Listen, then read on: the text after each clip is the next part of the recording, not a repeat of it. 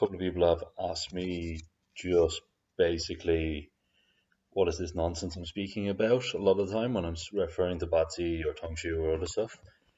I'm going to do a little video series just to explain some of the concepts behind the Chinese philosophy on these things and hopefully put them into context as practitioners like we are rather than just pure academic philosophic concepts. And hopefully that will hopefully you guys will enjoy it. We'll see anyway. So the first thing I'd like to touch on is the elements.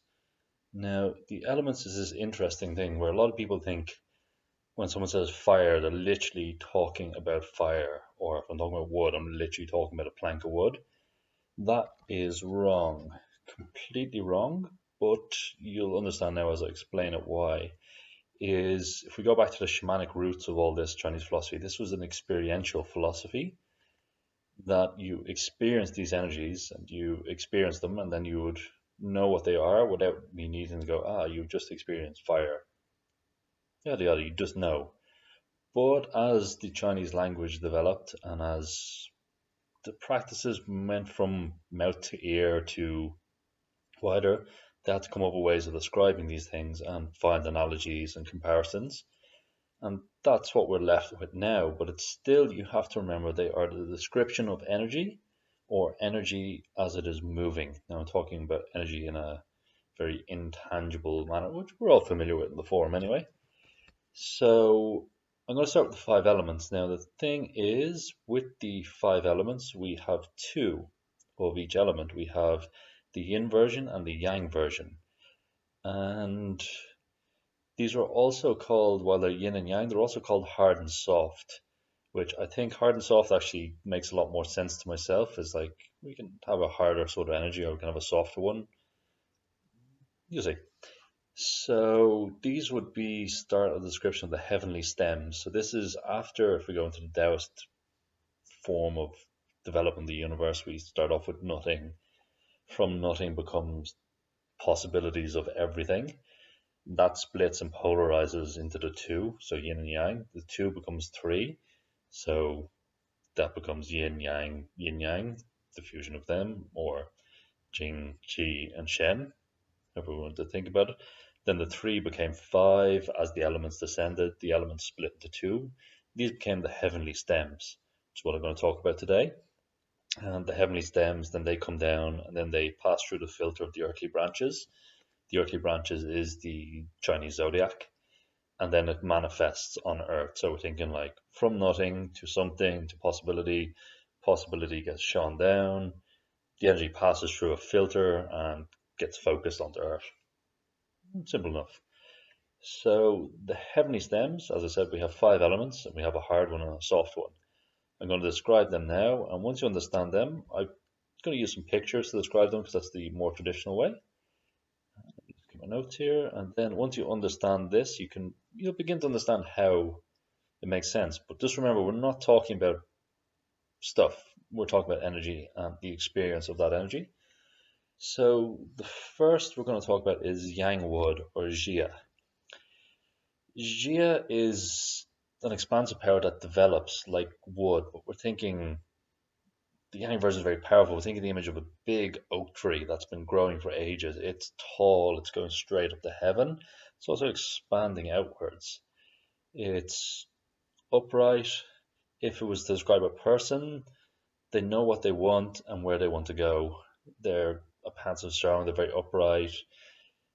The uprightness will give them problems though when they're unclear, because they can be like an oak tree, can be very stiff and unmoving in some ways, and it can be hard to adapt when, say, to the wind. It might break. So if changes in the air, they can be too solid. They have sometimes difficulty changing this energy from one state to the other. The next we'd have yin wood, or yi.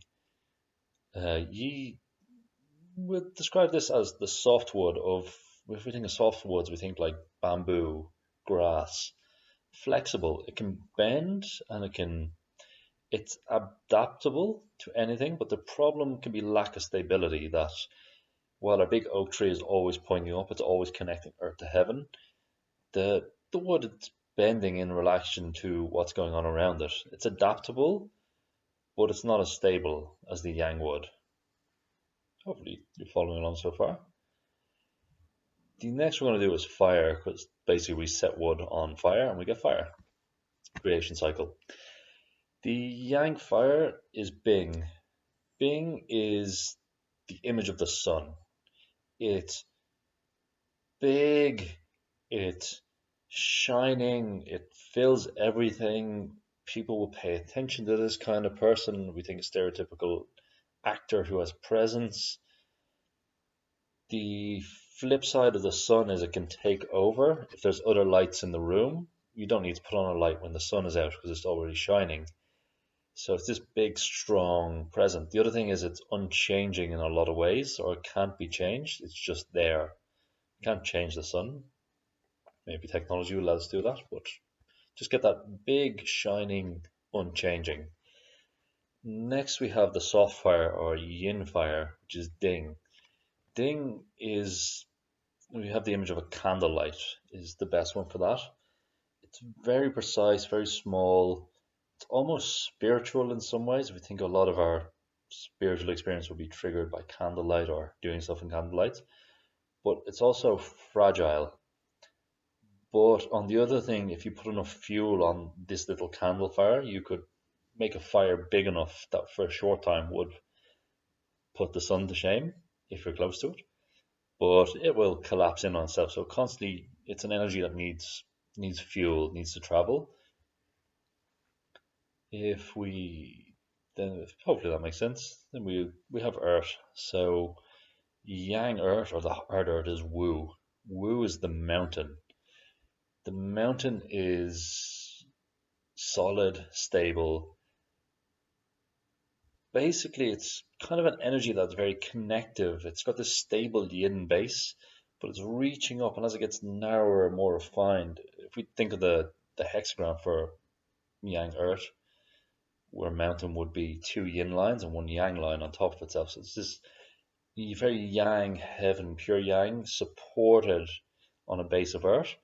So it'd be very rooted and it wouldn't move much. Opinions could be hard to change in a person who was thing.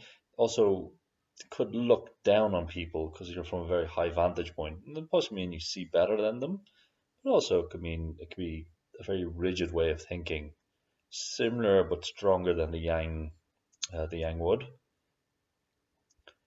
Now, yin earth, software is G, as you probably guessed, is sand or soil.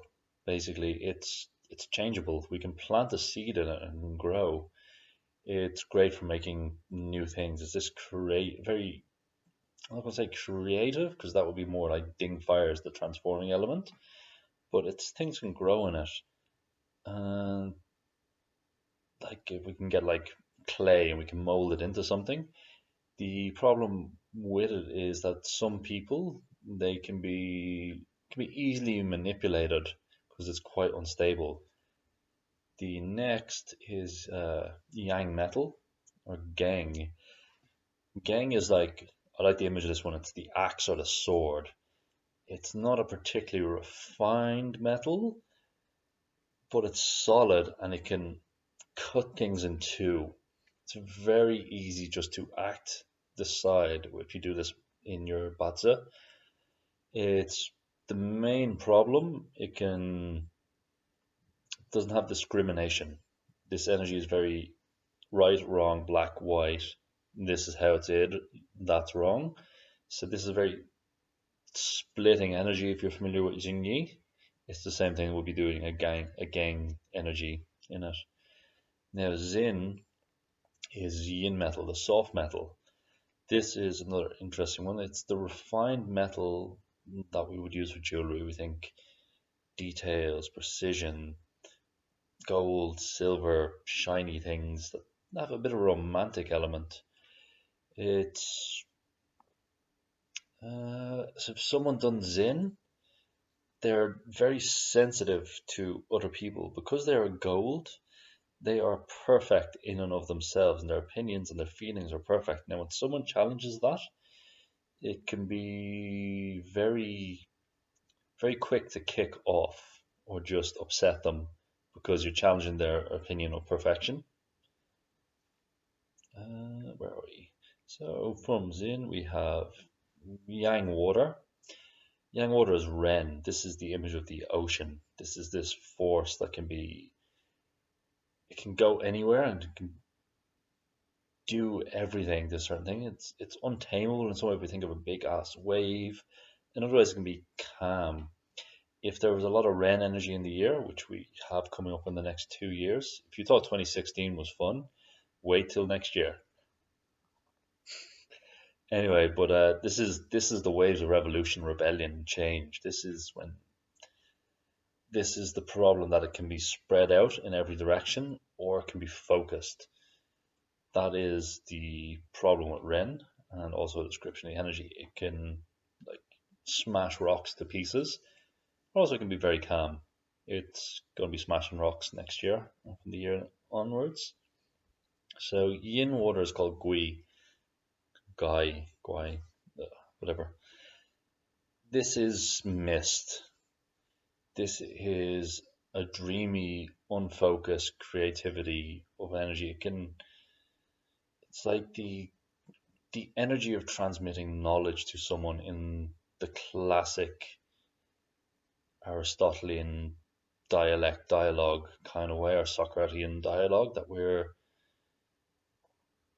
not teaching as in like here's the information. You're leading someone to that kind of teaching. This mist, it can be enveloping as well. You can get lost in the mist quite easy. So if someone's done Gui, an interesting thing is like a lot of cult leaders would do Gui.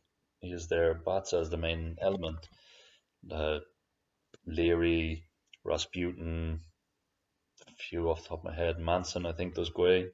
So a lot of, you can understand the energy from that. It's kind of enveloping, surrounds you, and you don't know how you got there. So this water. Now we have the basic description. We could write books on every single one of these categories, but just give you a bit of an overview. So we just need to know just how their relationships work, and once that, I think we'll post a video and see what you guys think. So first we have production, that the elements produce each other in a circular diagram. You can find this online, but there's an easier way to remember. We think metal comes first, then on metal water condenses and runs off.